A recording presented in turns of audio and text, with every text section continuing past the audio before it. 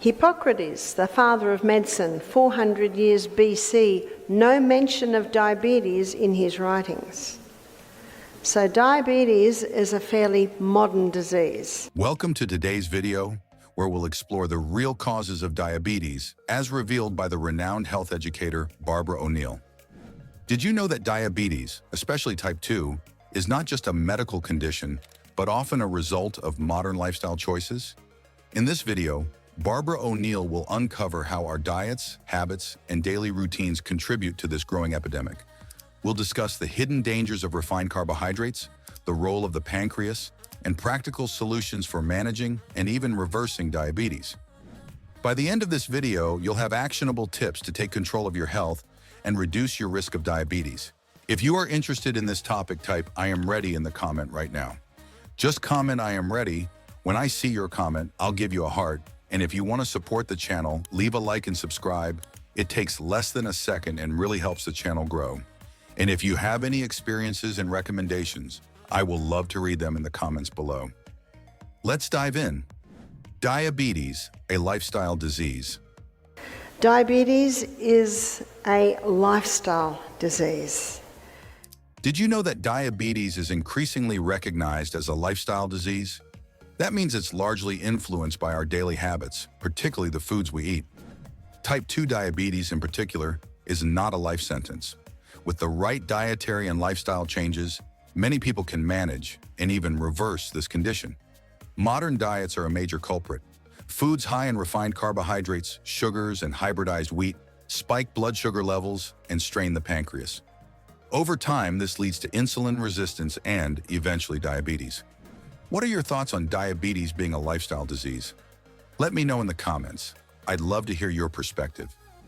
The role of the pancreas in diabetes. Now, the pancreas, one of its main roles is to release two hormones. One is insulin, that gets the blood sugar down. The other hormone is glucagon, and that gets the blood sugar level up. Hybridized wheat, which became so widespread by the 1990s, altered not just the grain, but also how our bodies react to it. This type of wheat has a higher glycemic index, meaning it causes a rapid rise in blood sugar levels, much faster than traditional wheat ever did. This constant spike in blood sugar puts immense pressure on the pancreas to produce more insulin. Over time, the pancreas struggles to keep up with these demands, leading to insulin resistance, which is a precursor to type 2 diabetes. The pancreas is a small but vital organ that regulates blood sugar levels through the hormones insulin and glucagon. Insulin helps lower blood sugar, while glucagon raises it. This balance keeps our energy levels stable. When we consume too much sugar or refined carbs, the pancreas works overtime, producing more insulin. Over time, this can lead to insulin resistance, where the body's cells stop responding to insulin properly. This vicious cycle is a key factor in the development of type 2 diabetes. Have you learned something new about the pancreas today? Drop a comment below and share your thoughts. The danger of modern diets. It's important to note that the problem isn't just with wheat. Modern diets, in general, are overloaded with refined carbohydrates, sugars, and processed foods. These foods not only spike blood sugar levels, but also lack the nutrients our bodies need to function properly. When you compare that to whole, unprocessed foods like vegetables, legumes, nuts, and seeds, it becomes clear that our bodies are designed to thrive on natural foods, not the processed versions. Today's diets are loaded with refined sugars and processed foods, which lack essential nutrients. These foods not only spike blood sugar levels, but also contribute to nutrient deficiencies, making it harder for the body to function optimally. Barbara O'Neill highlights that hybridized wheat and refined carbs are among the worst offenders. These foods break down quickly into glucose, leading to rapid blood sugar spikes and crashes. Over time, this cycle contributes to insulin resistance and chronic inflammation. What processed foods or refined carbs do you struggle to avoid? Let's discuss in the comments below. The hypoglycemia trap. When the person's blood glucose levels go low, it's called hypoglycemia. Person's feeling a bit dizzy. Why? Because the brain cells consume 15 times the glucose of any other cell. And the brain can only hold a 2-minute supply of glucose. Have you noticed when someone puts on weight, their head doesn't get bigger? There's a skull there. Only so much can be stored. So when blood glucose levels drop down, it only takes 2 minutes before brain's not working. I need a hit, I need a lift, I need a pick-me-up. But inside the body, glucagon's being released, but the person's feeling a bit woozy, so they grab for more sugar. Hypoglycemia, or low blood sugar, can feel like an energy crash, affecting brain function and causing fatigue. This often leads people to reach for sugary snacks, creating a harmful cycle of blood sugar highs and lows. Barbara O'Neill emphasizes the importance of stabilizing blood sugar levels by eating balanced meals that include low glycemic index foods, healthy fats, and protein. Have you ever experienced hypoglycemia? Share your experience in the comments. The misconception about sugar. I'm against pancreatic abuse. But you know, the greatest deception is people are doing it and they don't know they're doing it. Isn't that what deception is? Not as it seems. And there was an ad in Australia, I don't know if it's still on the television, but it had a teaspoon of sugar and it had beautiful country scenes and sugarcane plants in the background, and the white sugar was being poured out, and the slogan said, "Sugar, a natural part of life." Eeh. That's like saying, getting white powder on a spoon and tipping it out with poppy plants in the background, saying, "Cocaine, a natural part of life." Eeh. Be careful of these deceptions. Many people deceive themselves about sugar, and it's often seen as harmless or even essential, but excessive sugar consumption is one of the leading causes of diabetes and other chronic diseases. Advertising plays a huge role in shaping these misconceptions, using catchy slogans and appealing visuals to downplay the risks. Barbara O'Neill points out that sugar's addictive nature makes it especially dangerous. The more we consume, the more we crave, leading to overconsumption and long-term health issues. What's your biggest challenge when it comes to cutting sugar? Let me know in the comments.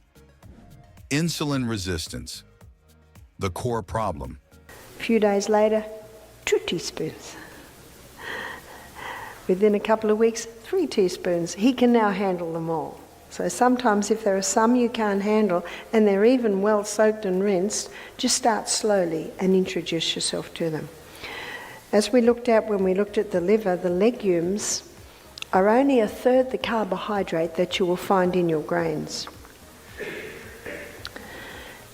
Number 3, there are some things that must stop. What must stop is wheat. What must stop is refined sugar. Insulin resistance occurs when the body's cells no longer respond to insulin effectively. This prevents glucose from entering the cells, causing blood sugar levels to rise. Over time, this can lead to full-blown diabetes. Refined sugars and carbs are the main contributors to insulin resistance. Eliminating these from your diet and replacing them with whole, nutrient-dense foods is critical for reversing this condition. Have you made any changes to address insulin resistance? Share your tips below. The importance of low glycemic foods. So to conquer diabetes, what do? To conquer diabetes, go for the low glycemic index foods. Low glycemic index, GI, foods like legumes and whole grains release glucose slowly into the bloodstream. This prevents sudden spikes in blood sugar levels, making them ideal for managing diabetes. Barbara O'Neill suggests incorporating foods like lentils, chickpeas, and black beans into your diet. Preparing legumes properly by soaking and rinsing can improve digestion and make them even more beneficial. What's your favorite low GI food? Drop it in the comments and inspire others. The role of exercise. Another essential step is regular exercise. Movement helps to stabilize blood sugar levels and improve insulin sensitivity. Even something as simple as walking for 30 minutes a day can make a big difference. Exercise helps your cells become more efficient at using glucose, which means your body won't need as much insulin to keep your blood sugar stable. Regular physical activity is essential for managing diabetes. Exercise helps stabilize blood sugar levels, improve insulin sensitivity, and boost overall health.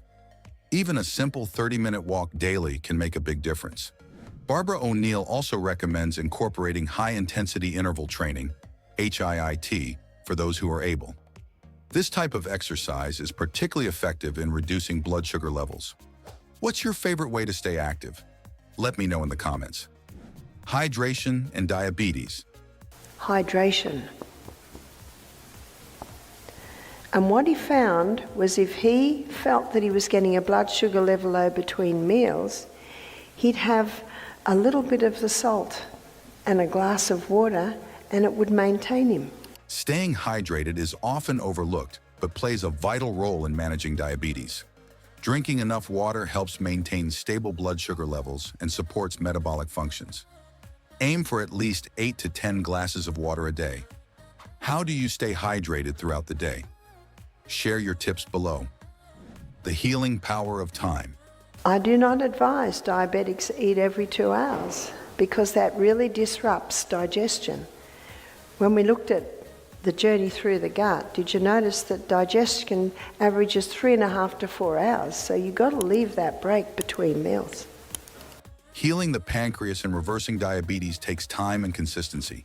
Avoiding refined sugars, processed foods, and certain carbs allows the pancreas to recover and function optimally. Pair this with a diet rich in fiber, healthy fats, and whole foods for best results. Remember, small, consistent changes can lead to significant improvements over time. What's one small change you can make today to support your health? Let's start a conversation in the comments. Thank you for staying with us until the end of this eye-opening discussion. As Barbara O'Neill explained, understanding the real causes of diabetes is the first step toward reclaiming your health. Remember, small changes in your diet and lifestyle can make a big difference. If you found this video valuable, please give it a thumbs up and share it with someone who might benefit from this information. And don't forget to subscribe to the channel for more insightful content about health and wellness. Hit that notification bell so you never miss an update. Let's build a community of empowered individuals making informed health choices. Thank you for watching, and we'll see you in the next video. Stay healthy and take care.